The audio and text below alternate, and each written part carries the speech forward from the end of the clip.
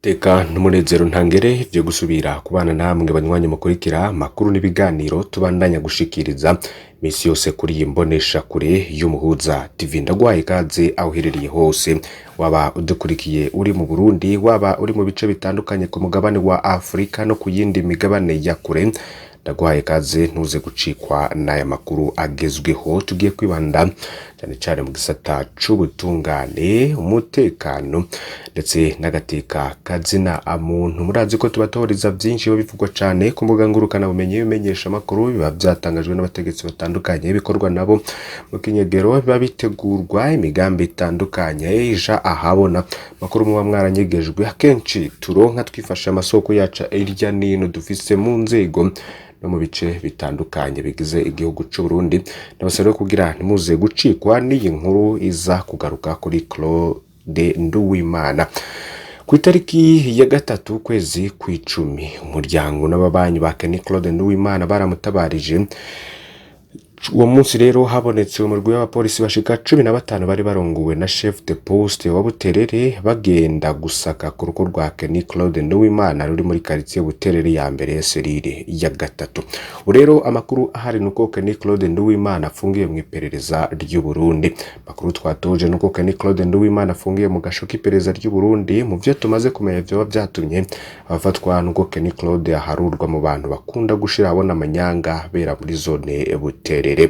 Igari nuko rero ngo nubwo bitari ko bivurwa ngo abantu babimenye, muri zone Buterere ya Meri ngo hari ikibazo kidasanzwe c'amatongo, ubwo ni muri Ntahangwa. Iki kibazo rero abategetsi bariko bagifukafuka, ariko kizovyara ikintu kibi. Rero abategetsi bariko bihagira biba rero bongera bagurisha n'amatongo y'abanyagihugu. Ifungo rya Kenny Claude Nduwimana yaryo rifitanye isano n'iki kibazo c'ayo maparisere, kuko bivurwa ko ari we yamadodobereza abatware muri iyo zone, harimo umukuru wayo Hategekimana Serge, ubu akaba ari nawe yoba yaramufungishije. Ni inkuru rero tuzonagaruka ko muri ivyo bifunze Kenny Claude Nduwimana yagirizwa kuba ari we yoba yaratanze amakuru y'amanyanga yariko akorwa na chef de zone quartier Buterere ya mbere Nyandwi Evariste. Muzi ko aheruka no gufatwa agafungwa nk'uko amakuru atandukanye yagiye akwiragirwa, hama bikarangira akuwe mu mabanga. Igari rero nuko kuva Barisito Nyandwi akuwe mu mabanga, yagumye hagira Kenny Claude Nduwimana kari we amukuje mu kazi. Ivyo biragaragarira mu nama iheruka gukoreshwa n'umukuru wa meri ya Bujumbura Jimmy Hatungimana ku itariki ya 3 kwezi kw'icumi 2023 ku Buterere, aho Nyandwi Evariste yumvikanye yidoga ko hari abadodobereza abandi. Muri iyo nama Nyandwi Barisito yavuze ati, navuye mu kazi kubera abambesheye, ariko ndashima ko hari bamwe batangiye gufatwa. Aha yavuga Kenny Claude Nduwimana kuko bari bapanze ko afatwa imbere yuko urongoye meri Bujumbura ashika, kuko batinya ko Kenny Claude Nduwimana byose abivugira mu nama. Andi makuru dufise yemeza ko Kenny Claude Nduwimana hafungiye mu iperereza rikabazwa kubijanye nuko yoba afise umurwi w'abarwanyi canke kiroberi bo bakorana kiri mu gihugu kibanye ca Republika Iharanira Rusangi ya Kongo. Makuru kandi yemezwa n'isoko ryo mu iperereza nk'uko wita King Umurundi kuri Twitter yoba yabitangaje. Bikavuga ko ibi vy'ikiroberi biriko vyagirizwa Kenny Claude Nduwimana bifitaniye isano n'ibirwanisho, harimwo amasoro biruka gutorwaho ku Buterere. Hakaba haheze indwi zitatu ivyo birwanisho bikaba vyatowe hafi yaho Kenny Claude Nduwimana afise urugo nko ku metero 300 aho vyatowe mu buryo butangaje. Amakuru ahari yemezwa n'abanyagihugu baho ku Buterere avuga ko batangajwe nuko ivyo bivyanisho vyatowe. Bagize bati umukuru wa quartier Buterere ya mbere niwe yitwariye abapolisi ashika abereka aho bimba barimvye batorayo ayo masoro, kandi kaciye kaba kamezwe n'ingoma ntivyavuzwe henshi.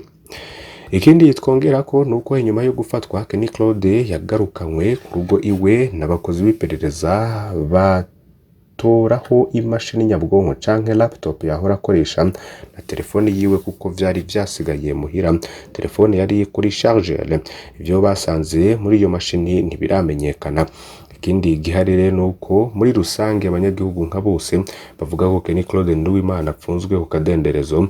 Umwe yoba yarabibwiye King Umurundi agira ati ni hamwe ushaka kukurya ataburi cagukoza ngo nta Kenny Claude afise ibiroberi bakorana canke ngo yoba arongoye ngo ndamuzi. Ni inkuru rero tuzobandanya no kubashikiriza kugira ngo mumenye ivyakurikiyeho. Tubibutse ko Kenny Claude yamenyekane cyane mu kuvugira ubuga ngurukana bumenyi aho yari yarashinze ishiramwe ryitwa Abacikacumu n'ikinyamakuru citwa Izuba yacisha ko ibirabana n'uvyoko. Kenshi rero akaba yaragaragaye avuga ko ba Pacifique Nazwe n'abandi badakwiye kuba mu gihugu c'u Burundi.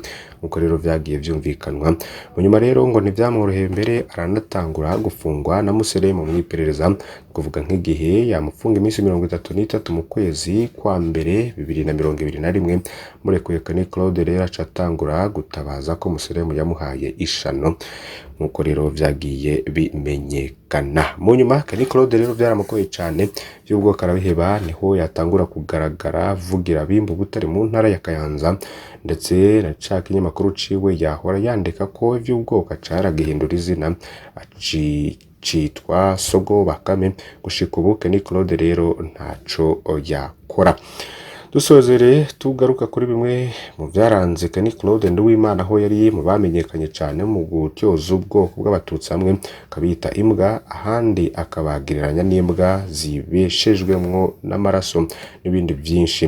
Ni inkuru rero zagiye zikurikiranwa n'abantu bagiye batandukanye, ndetse banamunenze kubera izo yahora acica ku mbuga zigiye zitandukanye. Nivyo rero vyari vyashikiye Kenny Claude Nduwimana. Muri ayo makuru rero tuza no kubandanya kubatoriza kugira tumenye byinshi byinyegeje inyuma y'iryo fungwa ryiwe, ndetse n'ayandi makuru agize ico nzego z'umutekano canke z'ubutungane zitangaza tukazobashikiriza kuri iyi mbonesha kure y'Umuhuza TV. Ya makuru tuyabandanirize kuri ca kiyago coba carateguwe n'abashikiranganji mbere y'abenegihugu n'abamenyesha makuru. Tuvuge ku nkuru abanyagihugu baba ahegereye ahaterwa n'amazi igihe c'imvura bariko ngo bararondererwa aho bazokwimurirwa. Ivyo rero ni vyatangajwe n'umushikiranganje vyajejwe harimo intwaro hagati mu gihugu Martin Niteretse, avuga ko mu vyigwa vyakozwe hagaragaye ko atawoshobora gutunganya vuba ikibanza co mu Gatumba ku buryo amazi atosubira kuhatera. Yagize ati ibijanye no kubakwa amadige gusa n'abariko barabibangira gato, kuko twasanze tutogoma turwana imyaka yose n'amazi nitwo twigera tuyatsinda. Nico gituma twafashe ingingo ko ari ukurondera amatongo ahantu hadaterwa n'amazi barya bene gihugu baterwa n'amazi yo mu Gatumba, kugira ngo dushobore kubimurira ahantu ndetse hadaterwa n'amazi, kuko amazi ko bigenza kose naho ukoresha ingufu zingana gute ntushobora kuyasubiza inyuma, na cyane cyane kiyaga Tanganyika murabona ingene kingana, nta ngufu tworonka zo kugisubiza inyuma dufise. Niyo mu gihe rero hatangajwe n'ikigo Ijebu ko imvura izorwa ari nyinshi muri aka gatasi, Shikiranganje Martin Niteretse avuga ko bimwe mu vyamaze gutegekanwa ku vyizo mvu ari uko mu gihe vyoshika ko hagira abimuka kubera imyuzurira, hari ibibanza vyateguwe kugira bibakire, ndetse ko n'integuro zitunganya ubutabazi mu bihe vy'ibiza n'isibe navyo nyene vyateguwe. Ivyerekeye uburyo n'ibikoresho vyankenerwa mu vy'ubutabazi ngo bibandanya vyegeranwa, yabishikirije mu kiganiro c'abashikiranganje haye abamenyesha makuru n'abanyagihugu kuri uyu munsi w'ejo ku itariki ya 6 kwezi kw'icumi 2023 ku kibuga Ingoma mu ntara ya Gitega. Hari ibindi bigiye bitandukanye vyabaye n'ubundi muri iyo nama. Amashirahamwe yo gutumatumanako amakuru ngo ntaduza ibiciro ko ashatse, kuko hariho urwego ARCT rujejwe ishingwa ry'ibiciro baheza bakavugana. Iduga ry'ibiciro byo gutumatumanako amakuru ngo ryatumwe nuko mwitegeko rigenga amafaranga leta izokoresha uyu mwaka ariho n'amakore yiyongeraho hamwe n'iduga ry'ibiciro by'igitoro ikibazo cyo kuzamura ishiramwe natere ku bw'umushikiranganje w'itumatumana ko amakuru Leokadina Cayisaba naho iryo shirahamwe rimaze igihe kinini mu ngorane wari ibikorwa bitari bike bimaze gukorwa mu ntumbero yo kurizamura. Ubushikiranganje ngo bwaruguruye n'imiryango kugira yandi mashirahamwe avyifuza ashiremwe umutahe. Hakaba hari n'ishiramwe ryo muri Kenya rimaze kwakirwa. Ubushikiranganje akaba ahamagarira bene gihugu n'ubu gukoresha umuhora wa natere kuko ahari ivyuma vyaryo ukora neza kandi ukaba uzimbutse. Bishikirije ku munsi w'ejo ku itariki ya 6 kwezi kw'icumi 2023 mu kiganiro caremeshejwe n'abashikiranganje batandukanye i Gitega. Ingozi rero hari inkuru iriko iravugwa cane, yariye umwana wiwe amenyo ku mubiri wose none ari mu gasho. N'umugabo wo ku mutumba Kinyana muri komine Ngozi bafashwe mu gitondo cyo ku wa 6 Gituguta. Bene gihugu babonye ko yaraye akubaguye umwana wiwe yababa imyaka 5. Umukenyezi wo mugabo rero akaba na nyina w'ico kibonda akavuga ko iryo bara ryaguye kuri uyu wa 5 Gitugutu ku mugoroba igihe yarasimbiye ku butike gusuma. Avuye gusuma yasanze akaba kabaye umwana yariwe amenyo mu mugongo no kunda. Umukenyezi rero n'umugabo wiwe ntibashoka bavuga imvo yatumye umwana ahohoterwa, ariko kure na kure umugabo avuga ko kwabaye guhana umwana kuko yakoze amakosa. Urunani FENADEB rufatanije n'igipolisi mu gisagara ca Ngozi bakaba bashitse kugira amatohoza, ariko bakamenyesha ko ikosa ryose umwana yokora ushirwe imbere impanuro canke igihano coroheje cane kidahungabanya amagara y'ikibondo. Hari biriko biravugwa cane mu gisata c'indero, ikibazo kubigisha bo muri Ntahangwa ngo kizokorwa kuva ku ndwi y'igenekerezo 16 kwezi kw'icumi 2023. Umushikiranganje w'indero François Habyarimana yabimenyesheje nyuma yuko havuzwe gusoma mu bijanye no gukoresha ikibazo co gutanga akazi kubigisha muri komine Ntahangwa mu gisagara ca Bujumbura. François Habyarimana agasigura ko ico gikorwa catevye kuja mu ngiro kuko abanje gukorwa ingeno mu ntara zitandukanye zo gutunganiriza bituye ubwo bushikiranganje.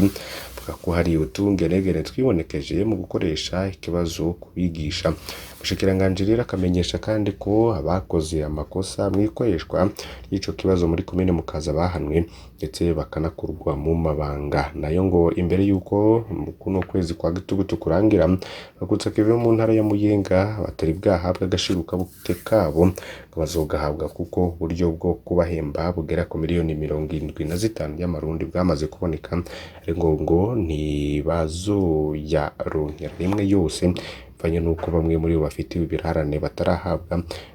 Basaba rero ko bazoza bararonswa make kukijanye n'abatarahabwa impapuro z'umutsindo bize kuri kaminuza yitwa Equateur. Ngo ubushikiranganje bwarasabye abarongozi b'iryo shure kugira ngo baye intonde zitunganije neza z'abanyeshuri baronse amanota akwiye, kuko ngo byamaze kugaragara ko intonde zari zatanzwe bwa mbere zarimwe abanyeshuri bahawe amanota batakoreye.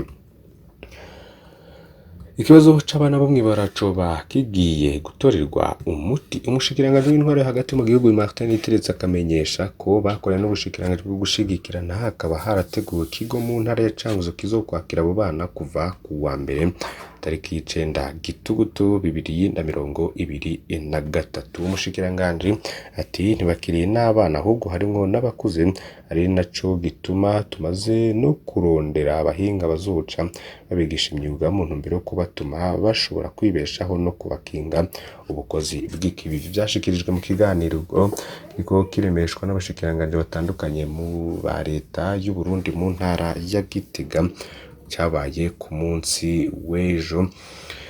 Ivyo rero ni bimwe twari twabateguriye, ndabasaba kugira ntimuze gucikwa n'ayandi makuru yose twabateguriye kuri imbonesha kure y'Umuhuza TV tuzagushikiriza mu masaha ari imbere. Mani bahezagire.